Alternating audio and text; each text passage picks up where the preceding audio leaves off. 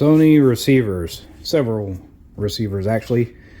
Individual in the next state over reached out to me because they saw the repair video of the Sony STR-DH550 and asking if I repair amplifiers. He's got 3 what came out of his man cave, all 3 broken. He mentioned one turns on, but there's no picture, potentially HDMI board issue. Hopefully not that IC. I guess we'll find out. 2 in protect mode. We have a, let's see, STR-DH550 receiver right here. STR-DH720 and STR-DH520. So these 2 obviously would, components inside will be comparable. One being, 7-channel, the other one 5-channel. This is probably going to be, well, first off, welcome back to the channel. This is Sean, Having Fun Repairs, and this video is probably just going to be a short diagnostics video. Kind of take a look at all 3 of these audio video receivers and try to determine what's going on with them, and then I'll probably just do individual repair videos for each one. So let me get at least we'll take that one first. We'll get it over on the bench. So first up, we'll do the DH550.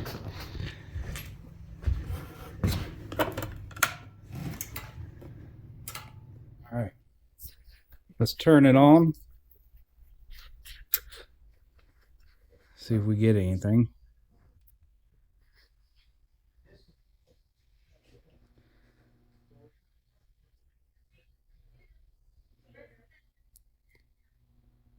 Alright, this one's in protector mode.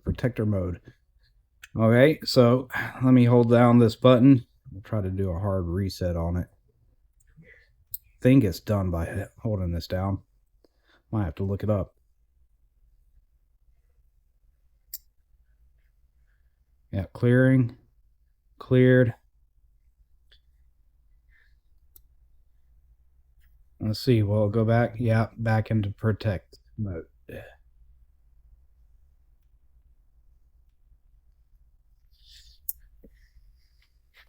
Shut itself off. Turn it back on one more time.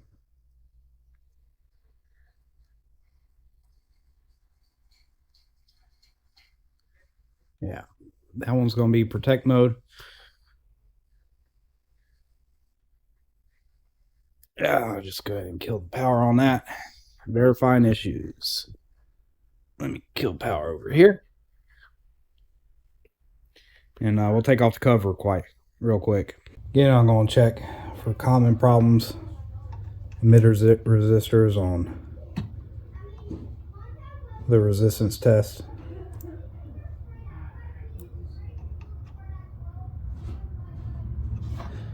And if I go down the line, center pin to outer pin,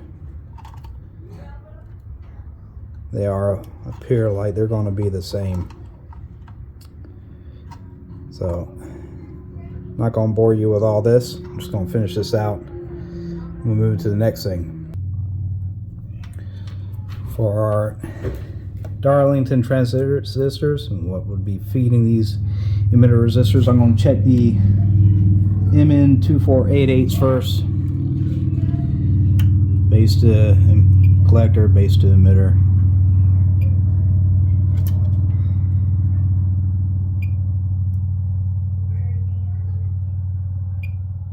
And I'll go down the line checking them all.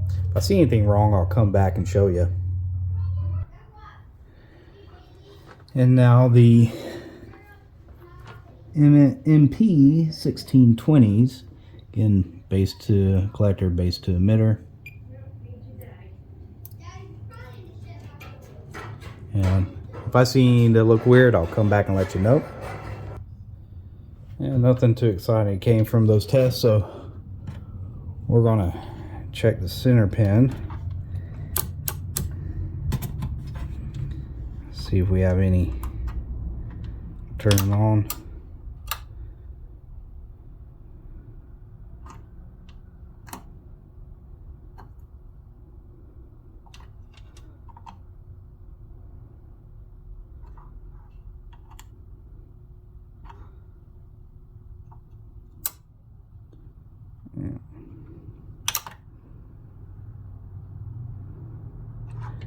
No high voltage on any of the center pins, so most likely our amp section is good here, which I can check some voltages here, and then we'll look at this HDMI board over here. It's doing a bit of troubleshooting because these are not labeled out like it was on the other amp. And I removed the power feed in our HDMI board, and I want you to focus on that chip right there. I'm just going to turn it on, and it will stay on without power heading to the HDMI board. Of course, we can see resistors and other components getting hot. That's it right there. And yeah, it's on. And then right there on that IC, we're about 62, 63. It doesn't look too bad. Now I'm going to turn it off and plug the HDMI board back in. Now I don't think that chip's hot bad. I think it's just getting hot. There, the HDMI board is plugged in because we most likely have a short over on the HDMI board. Look at that. As soon as I plug it in, jumps up in temp. I'll turn it back on. Yeah, 76, whatever. Definitely up in temp there. And are we going back into protect mode? Yep. We went into protect, and it shut off that time. So the issue is going to be here on the HDMI board. Kill the power. Let's do a quick diode check.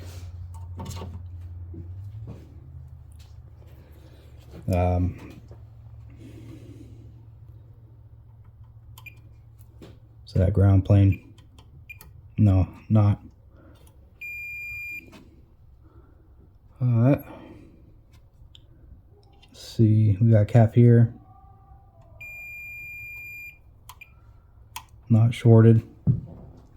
Let me bring this over a smidge just so y'all can see what I'm doing. Can I zoom in and get a light on for you? There you go. Watch your eyes.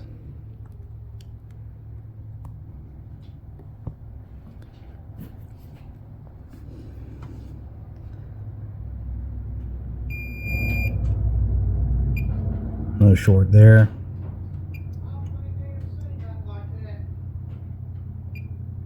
No short there. No short there. No short there. All right, where was I at? I think did I leave off here?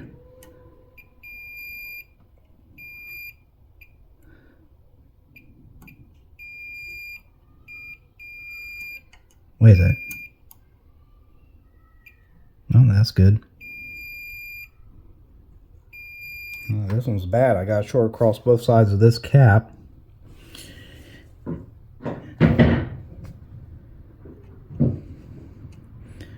I wonder if this is causing our short on our HDMI board. Well, actually, first thing I want to check is this little IC right here, 00HC5W. Probably some form of voltage regulator. And I was able to pull up a data sheet for it. It is a 1.5 amp secondary variable output LDO regulator for local power supplies. And it's a pin for pin match, it appears, if I can find it again. There we go. Pin 1 is going to be by the dot that you see right there. So pin 8 is VCC in, pin 1 is V out, feedback, ground, pin 2 and 3 not connect, 4, 7, and 6 enabled on pin 5. So we need to check the pin 8 and pin 1. Red probe on ground, black probe, or go to diode mode. And do we have a short on the VCC in? And we definitely do. We have a voltage drop 0.536 on V out. Of course, that's a ground pin. This should be no connect. I get nothing. This no connect. This no connect. That's our enable. Get a 0.52 voltage drop.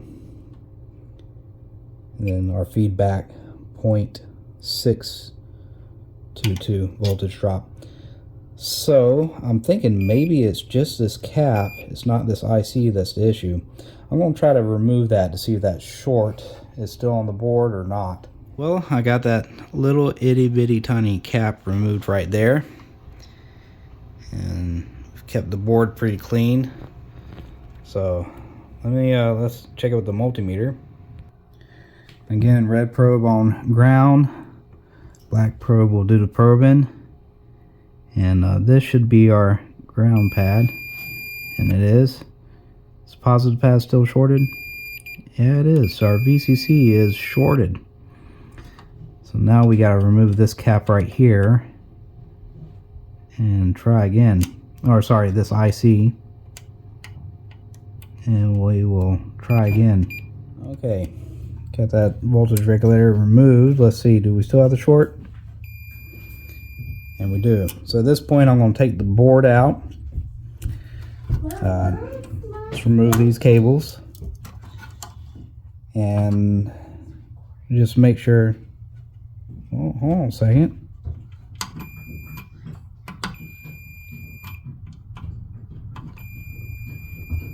So the short might actually be coming from the other end. Okay, let me show you what I think is odd. So with this cable connected, we still have a short there on our voltage in. With it removed, that short is now gone, and we have a 0.541 voltage drop. So I went to check things out over here.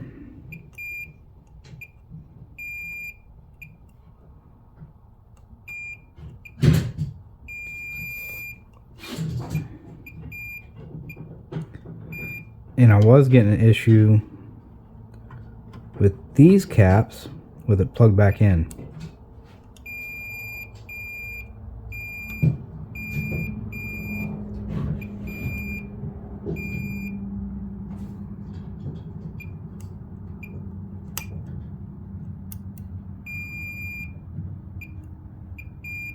But not any here.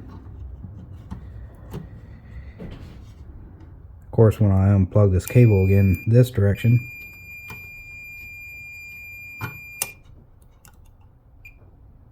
we're back to voltage drop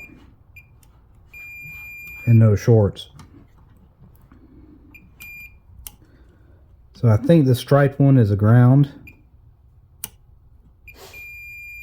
I could be wrong. That's probably carrying a voltage. Is there a short physically on this cable?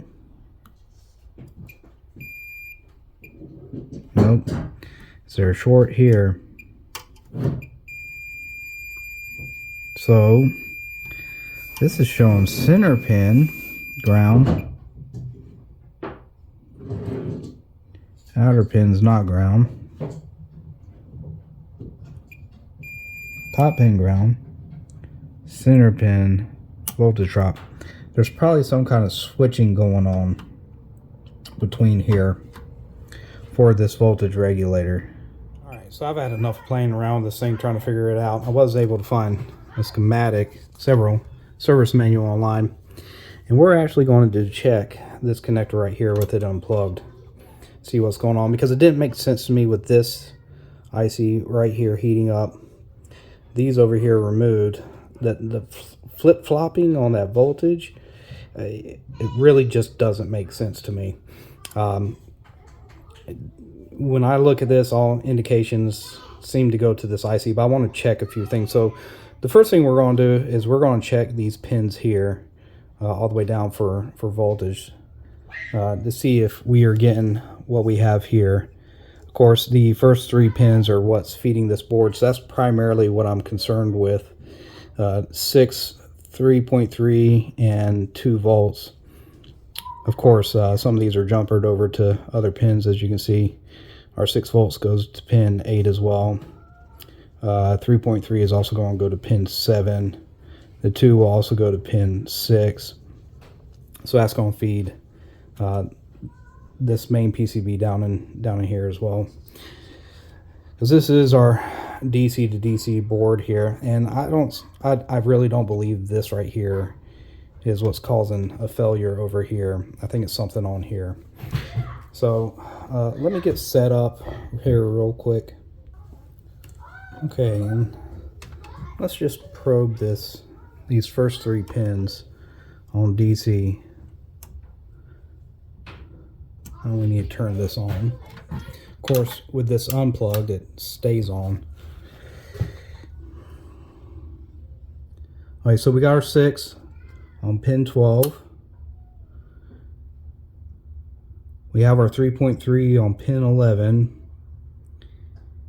And we have our 2 volts there on pin 10. Just remember, when this is plugged in, that 6.6 is shorted out onto here. And when we were checking earlier, I was seeing a ground on that center pin. So now I'm thinking that the issue is on the 3.3 volt rail.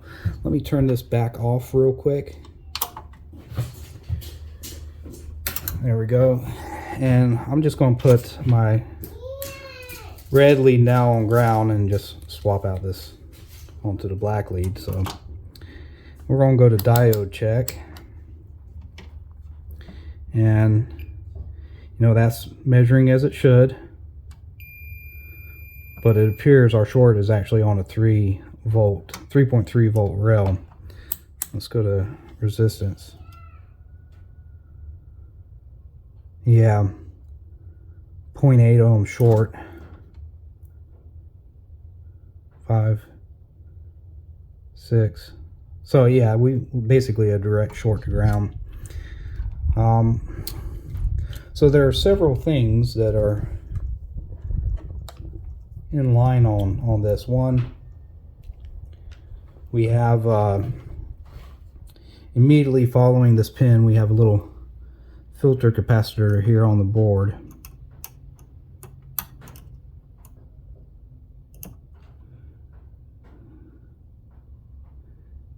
And we're basically shorted on that cap. I mean, I don't think it's going to be this cap per se, but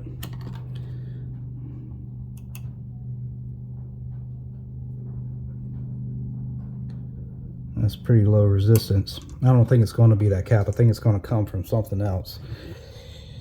Hold on one second. All right, so here we go. Let me get something to point with here.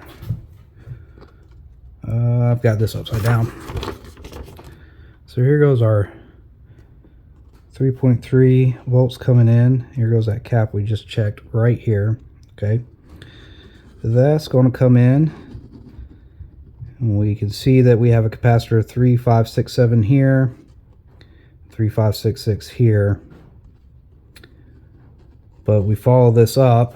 I'm going to ignore this tie point and just follow through. We go through an inductor, which is going to be low resistance, right up into pin 112 for our main IC here. We follow up this way. It looks like we got a 0 microhenry inductor or something sitting right here.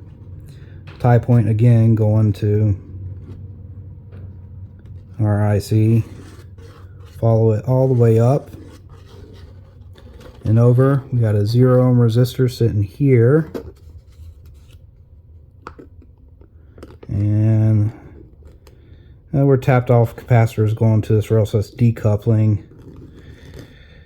But we do have a tie point here, pin 38 of our IC. So for right now, all indications are looking to me like it's going to be the IC, which would probably would explain once this power is applied why. So 3519, that's this IC we had sitting here that we removed, and then that capacitor coming off the VN on it. We'll have to reapply that. We should have 6 volts coming to there. Of course, all the enabling is going to come from the IC. So let me remove this out. I want to do one more check.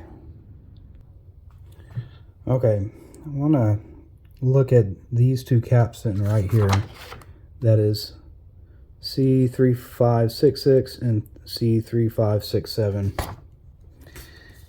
And I realize my printout is not too good because I printed in grayscale, but when you look at it, if you were to look at it in color, this is 3567, and that's 3566. So we need to flip this over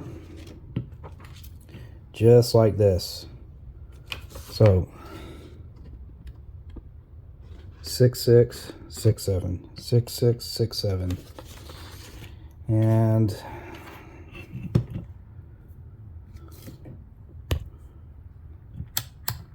we're going to put this back into diode mode.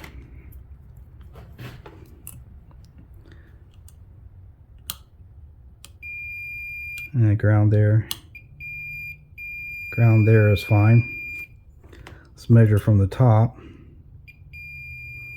We got a short here on 6.7. No short on 6.6.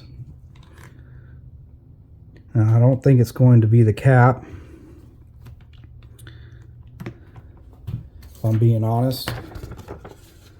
But we can inject some voltage and see if anything heats up. So 6.7, again, it's being tapped off of this IC here. That's where our 3.3 volts. So I imagine the short's going to be here. What I'm going to do next is I'm going to solder on the excuse me, right here on a 3.3 volt rail, a little wire, and we're going to see with our thermal imager if there's going to be anything that heats up. Alright, you can ignore some of the background noise.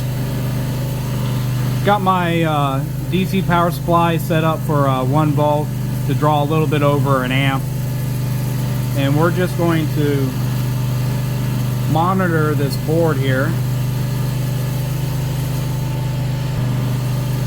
see if we notice anything getting hot.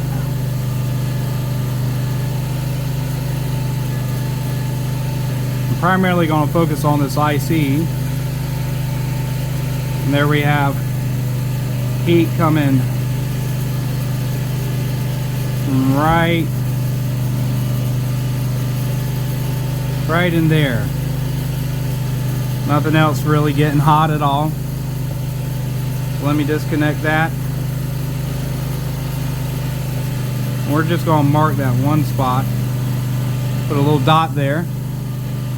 I'm going to flip it over and do the same thing because perhaps maybe there's a shorted cap. Who knows? We have all these capacitors that sit behind on the underside of the PCB, and we know that they have an effect on the pins of the PCB by the circuit diagram. So again, just gonna hold this right here, and here goes that heat spot. And where is this coming from?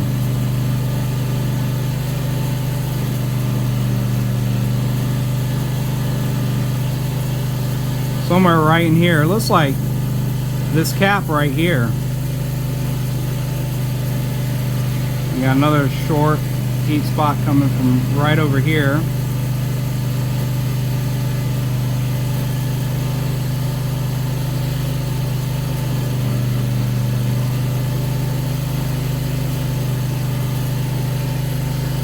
Looks like that cap right there.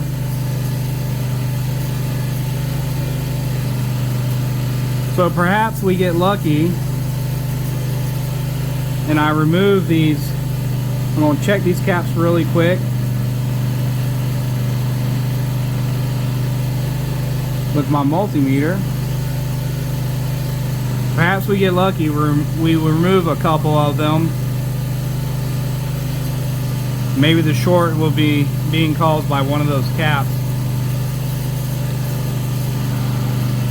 Let me take my multimeter first and just check across them. Yeah, red probe on ground. And we'll just check these two.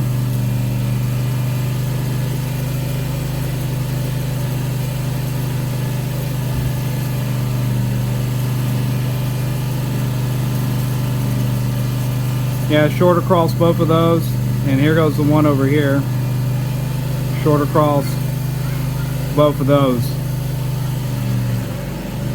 And of course we know this one right here is shorted out as well.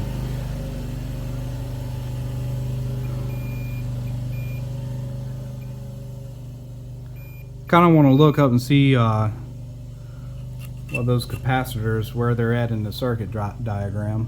Okay, so here goes everything dotted out, coming off this 3.3 volt rail. The one doodad 3505 was not a capacitor. What I thought was that little guy sitting in, if you'll focus, sitting in right here. But that would make sense if it's getting hot, because we already know that 3567 is shorted. Here are 2 points in which both of those components feed. Pin 112, Xtal CC33, IOVC33. And then when it comes to those other two caps that we saw getting hot, we got C3543 and C3528, or excuse me, 26 right here, sorry.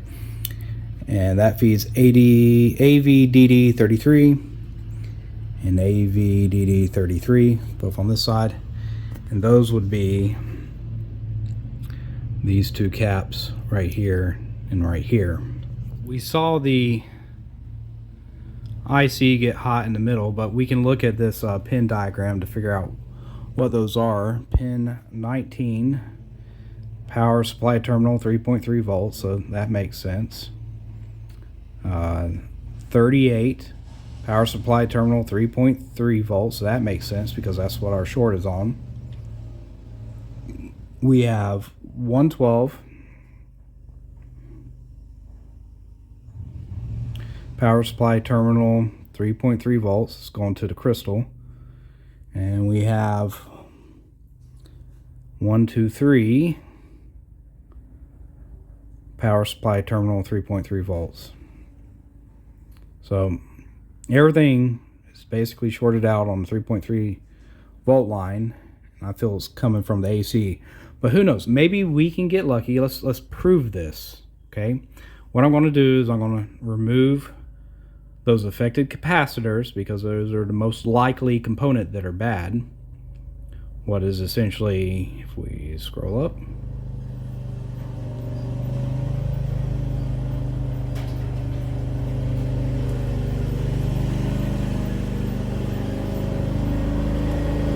there we go.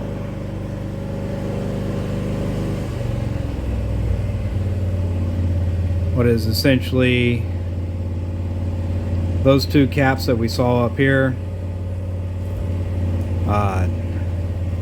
3543 right off of pin 19. We'll remove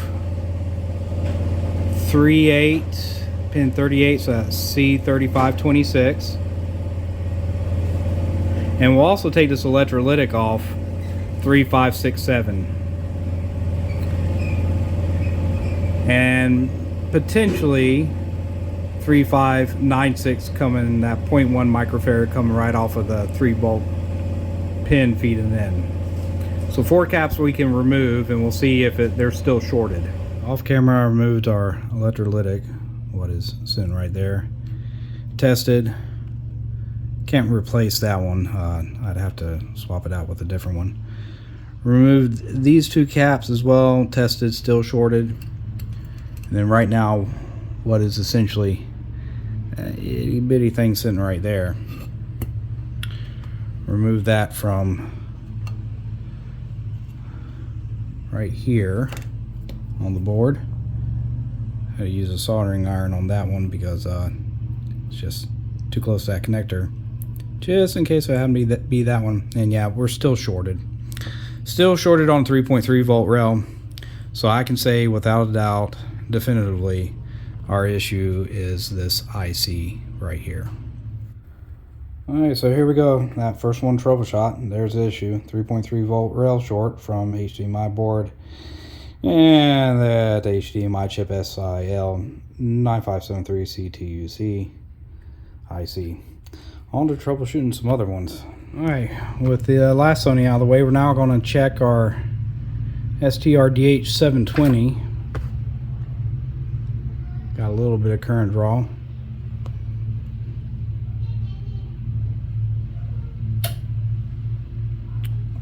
It seems to be firing up just fine.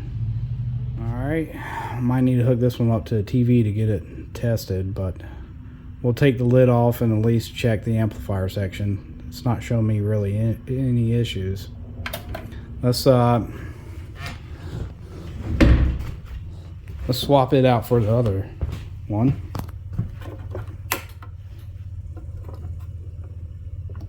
It's not drawing excessive amounts of current.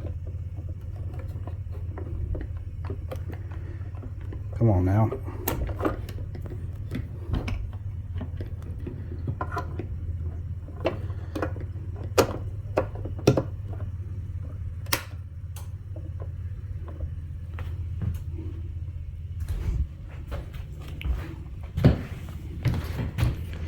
Let's see what happens when we turn this one on.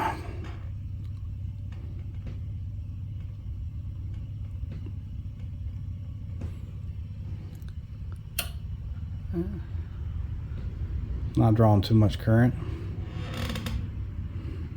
Yeah, it's really not drawing too much of anything. I'll try to get a tone onto it and we can check out each speaker.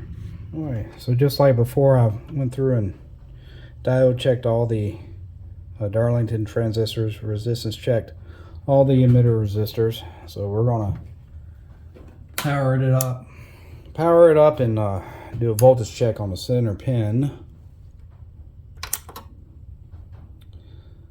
of our emitter resistors.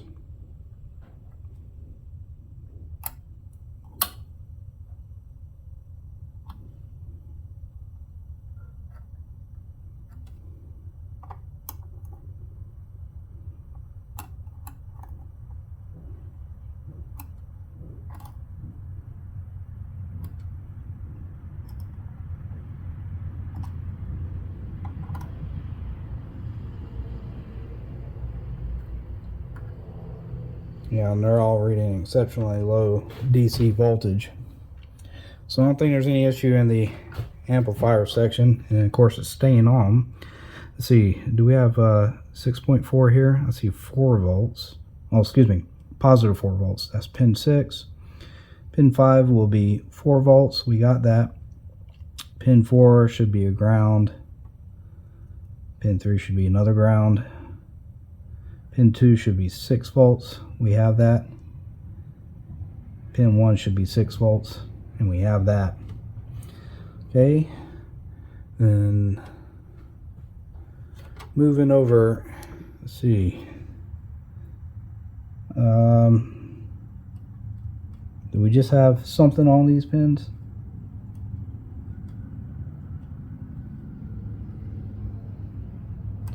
Yeah, it's not really giving me anything to go off of. Pin 1 should be 4 volts. A little bit low on pin 1. Pin 2 should be 6 volts. Unless I'm reading this backwards. Let's try it this way. Okay, yeah, so 4 volts here. 6 volts here. That's our arc signal, our speed diff. And we should be followed by ground. And the rest of these are just different HDMI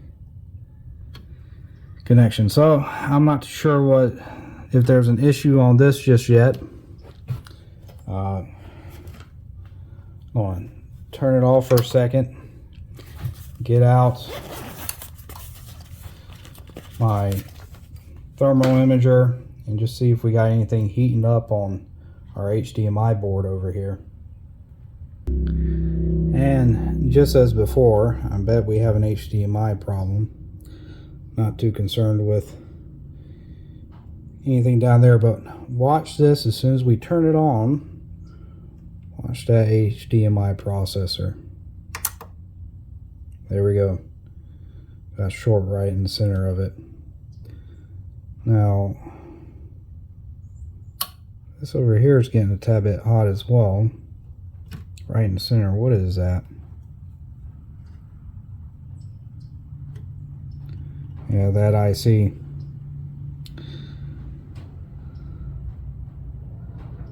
So this has probably got an HDMI issue.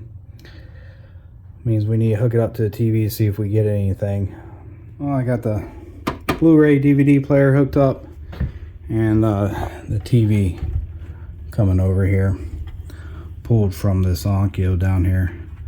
But as suspected,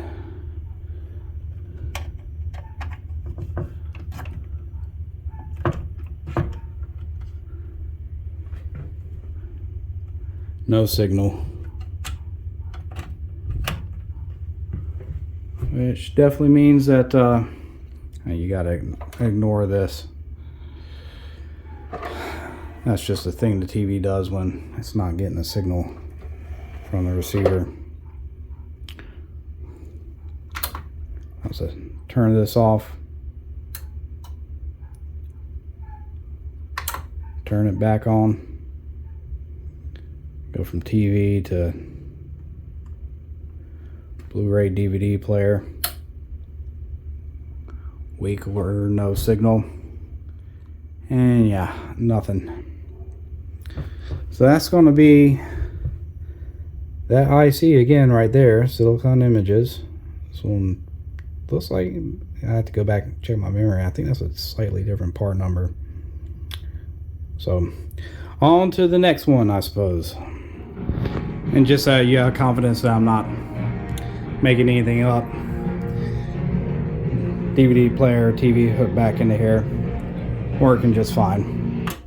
And final analysis for this one: main board good, DC board good, HDMI board bad because of that shorted SIL9233 ACTU, which you saw the heat right in the center. I've worked on these enough now that I can kind of, every once in a while something throws me off like previous Sony. But yeah, when you see that heat spot right in the middle of that IC, gone, man. Just gone. She's a goner. Now it's on to the STR-DH720. And well, she shut herself off. Or no, she was in standby. And I've gone through and checked all the emitter resistors and ohmed out the, diode checked all the Darlington transistors. So again, we're going to check the center pin of each emitter resistor as soon as I turn it on. And again, this one stays on, but we'll have to check the HDMI board again. Yeah, you can see that relay. Hear that relay clicking over. It's still on. So, no high voltage on this center pin. None on this one. None on this one. Nor this one. I'm about to get down in here. None on that one. Let's see if I can move my leads for a second. Move this up here. And check out these last two. No high voltage on this one, or high DC, and nothing on here. So with it staying on and not seeing high DC, I can safely presume that the main board is good. Let's check over here what is essentially coming out of the DC to DC. So pin 1 should be 4 volts. We got that. Pin 2 looks like 4 volts. We got that. 3 and 4 are both ground. we got that. Then 5 and 6 appear to both be 6 volts. 6 and 6. So we can safely presume that the DC to DC board is good. I'm going to check over here on pin 20 and 19. Should have 4 volts on pin 20. And we do. 6 volts on 19. And we do indeed. And then, see, we do have some voltages over here on this board. Hard for me to read those, but yeah, it looks like it's going to be 6 volts there. Maybe another 6 volts here. Yeah. So 3.2.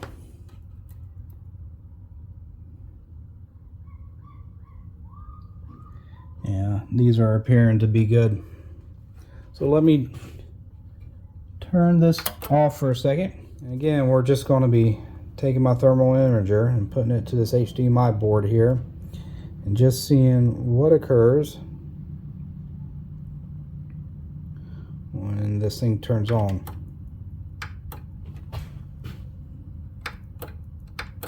Oh. Yeah, pressing it too many times.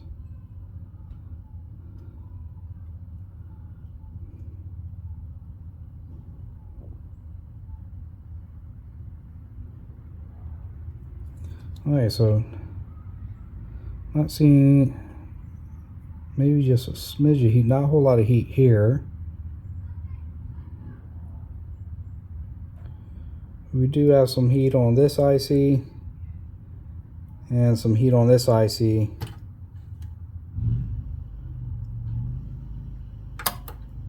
We'll turn it off to see what dissipates.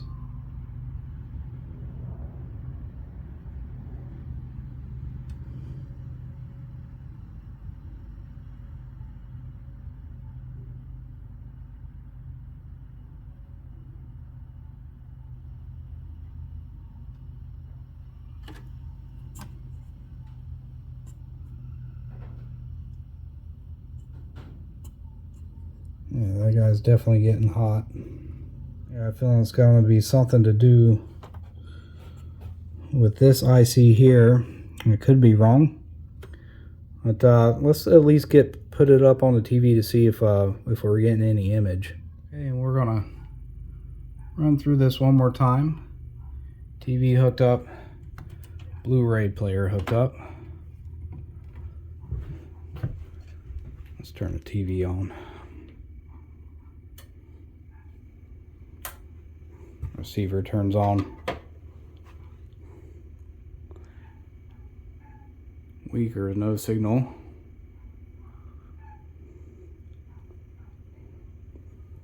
And now just Blu-ray player is on. Just switch to Blu-ray. Yeah, nothing. So with where we're heating up, this guy, and they feed off of each other. Oh, did we get something?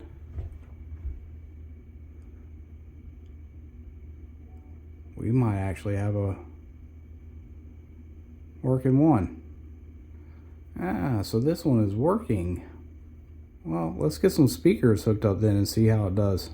So what I'm going to do is just go down the line first. Moved it from Blu-ray player to game. And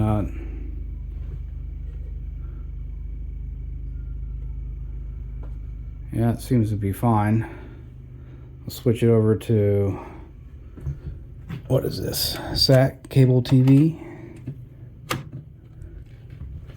See if we get anything on it. Yeah. SAT cable TV now. And what's that last one?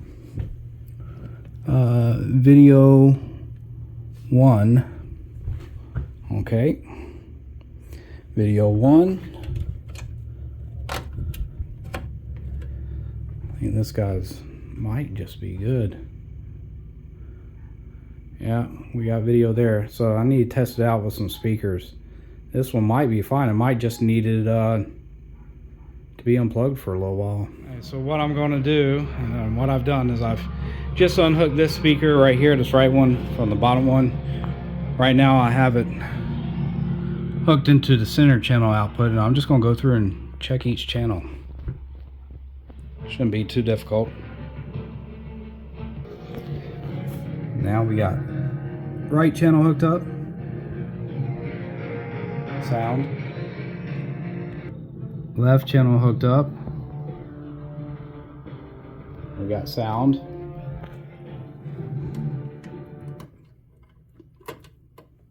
Surround back left, and I have sound. And surround back right, and we have sound. So this guy is working perfectly good. Final analysis of the STR-DH720, right? Yeah, 720. Main board good, DC board good, HDMI board good. Now that one IC was getting a little bit hot from the HDMI board, this back one right down in there, but it's working. So maybe, you know, I kind of think maybe there's an intermittent issue or something. I'm not too sure, but test out worked perfectly fine. So that and these ICs, here's the issue. I'm going to show y'all, I'm going to explain to you the issue with repairing these Sony receivers. Give me a second. Okay, so here's the issue with repairing the DH550 and the DH520. First off, that IC that will need to get it replaced. Okay, $6, not too bad, but look at the shipping. Shipping right there, approximately 40 bucks, right? So all in all, you're probably looking close to $50 for the part and shipping, and I'm not eating the shipping, and I don't stock these ICs, so it's not worthwhile for me to procure a lot. I don't work on these often enough. All right, so we're talking about $50 just right there for parts and cover shipping, and then I'm going to charge labor. There's no way around it. If I am working on something, I will be charging labor. For this guy, that is you know, like 100 or so pin IC. That thing's going to be a pain that I'm going to have to, you know, flow onto the board, make sure nothing is shorted, and hopefully not rip up any pads just to get it to work. Okay, so I'm at minimum going to charge, let's say $80 to repair that thing. So we're talking about 80 plus 50, which is 8, 9, 10, 11, 12, 13, 130 bucks, right, for that repair. Well, is it worth it? Let's look at the 550. No, because $150 repair when you could buy a used one working off of eBay for like what, 125, it just does not make sense. Okay, that doesn't make sense at all. So let's talk about the 520. Okay, the 520 uses that quad flat pack 144. IC number 9233 ACTU, as you saw me write on the piece of paper. $16 and then $45.37 for shipping. And I don't know if this is a reputable supplier or not. Just like the other IC, I don't know if that's a reputable supplier. You know, that's why when I scout for replacement components for Sony, I'm looking for, you know, broken ones on eBay at a very low price that would actually turn me a profit if I was to repair it. But for me to repair this for somebody else to resell, it just doesn't make sense. Again, you know, we're talking over $50 plus, you know, I'm going to charge labor to get that IC on. So you're talking about 130 bucks basically. And then how much is it going to resell for? Well, let's look at the 520. The 520 is basically showing, you can get on eBay as low as like what, $80 right there. Yeah, 7.1 channel 100 watt Sony STR-DH520 home theater system bundle, eBay. $40, $80. This one right here, if it's working, $40 plus, you know, another $20 for shipping. Just not worth it to repair for somebody else to resell. You know, maybe not even worth it for me to repair this to resell because they just don't sell for a whole lot. So, what if you can actually find a cheap board on eBay? Well, here goes one for the DH720, the last one we looked at. Again, those two upper ICs are the ones I suspect might have an intermittent fault. You could get this one I found on eBay, $80 free shipping. Okay, so 80 plus, you know, I wouldn't charge as much because we're just board swapping. So we'll say, like, you know, because I did all the troubleshooting as well, we'll lower it down to say 40, right? So 80 plus 40 is what? 8, 9, 10, 11, 12, $120. Okay. So 120 to 140 is probably what I would charge to work on this. But again, you got to ask the question, well, what's the resale and is it worth it? If you're just wanting to keep it, sure, maybe that would make sense, and then you have longevity with that device. But you know, you can get a 720 on eBay used for $100 and then about 11 bucks tax and $48 shipping. So, you know, as far as the price goes, look, here goes another one in the box, $120. Let's see, another eBay for sale, just under $100, $92. I mean, you can find these for relatively next to nothing, supposedly, if you get one on eBay that is working and stuff. It just doesn't make sense for me to repair this and have to charge the person labor when the device doesn't cost as much as a full replacement online, if that makes sense. Now, again, I'm going to recommend, you know, hey, if he wants this repaired, you know, really the only way to go about this one is to get that replacement board. But you got to ask yourself, is the juice worth the squeeze? I mean, if you want to keep this one functional, say that is the fault. I mean, it doesn't take much to replace that board. It's a few screws to remove the cover, a few more screws to remove the board, and disconnecting some cables, and then you slap the new one in and put all the screws back in the right place. It's not hard at all. So I'll probably end up making this recommendation to him, say, hey, you know, if this 720 is intermittent for you on the HDMI, buy this board here, swap it out, super easy to do. Then you're not having to pay me for labor to work on your device. All you're doing is buying the part. You know, overall, kind of money loss for me if we're talking about repairability. But you know, I troubleshot it. I'll get paid for my troubleshooting, and the individual will know what is going on with this. But ultimately, whatever he wants me to do at this point is ultimately up to him. So I realize this video is probably not what you were hoping. This was more of an analysis video, but regardless, I appreciate the fact that you came and watched. If you're in need of something for repair, obviously, you know, some things have to be worthwhile to repair. Or maybe if there's sentimental value. I understand certain people's sentimental value over a product, not wanting to get rid of it, but I don't think this guy had sentimental value. Brought me through receivers and said, hey, if you can make them work, make them work. But he mentioned reselling them, but you know, that's not going to be profitable for him.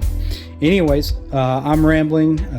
If you're interested in repair, check out my Google site. You know, it's got a repair tab on their business site. You can check all that out. Give this video a thumbs up if you enjoyed watching it. If you're new to this channel, please consider subscribing. But take care and goodbye.